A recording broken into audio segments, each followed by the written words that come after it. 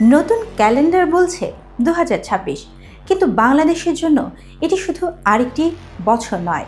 2025 সালের ঘটনাবহুল রাজনীতির পর 2026 সালকে ঘিরে মানুষের প্রশ্ন একটাই: এবছর কি স্বস্তি আসবে নাকি চাপ আরও বাড়বে?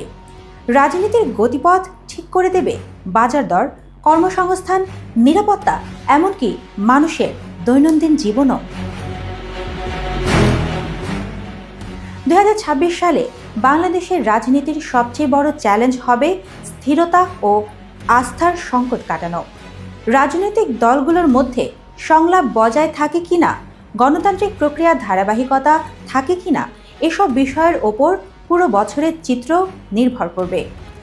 রাজনৈতিক সমঝোতা শক্ত হলে রাষ্ট্রীয় প্রতিষ্ঠানগুলোর ভূমিকা আরও বিশ্বাসযোগ্য হতে পারে, আর সংঘাত বাড়লে তার সরাসরি প্রভাব পড়বে সাধারণ মানুষের জীবনে।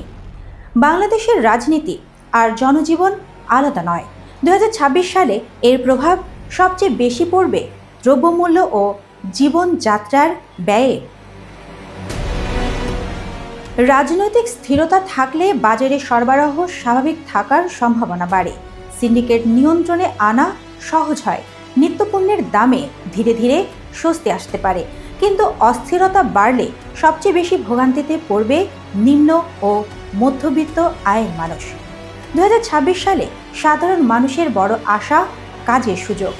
রাজনৈতিক আস্থা তৈরি হলে দেশি বিদেশি বিনিয়োগ বাড়ার সম্ভাবনা থাকে, যা সরাসরি কর্মসংস্থান ও ক্ষুদ্র ব্যবসায় প্রভাব ফেলে।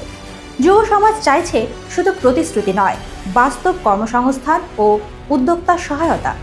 রাজনীতির সিদ্ধান্তই ঠিক করবে এই প্রত্যাশা পূরণ হবে কিনা।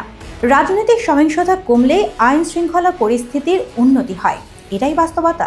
2026 সালে মানুষের বড় চাওয়া থাকবে নিরাপদ চলাচল, স্বাভাবিক ব্যবসা আর ভয়মুক্ত জীবন। সাধারণ মানুষের চাওয়া খুব সাধারণ কিন্তু গভীর। 2026 সালে মানুষের প্রত্যাশা খুব বড় কিছু নয়, ন্যায্য দাম, সম্মানের জীবন এবং নিরাপদ ভবিষ্যৎ। মানুষ এখন আর বড় ভাষণ নয়, বাস্তব পরিবর্তন দেখতে চায়। সব মিলিয়ে 2026 সাল বাংলাদেশের জন্য হতে পারে সম্ভাবনার বছর, যদি রাজনীতি দায়িত্বশীল হয়। আবার সংঘাত বাড়লে এটি হতে পারে চাপের বছর। রাজনীতি যদি জনগণের কথা শোনে, তবে 2026 সাল দিতে পারে একটি স্থিতিশীল রাষ্ট্র, স্বস্তির জনজীবন এবং ভবিষ্যতের প্রতি নতুন আস্থা।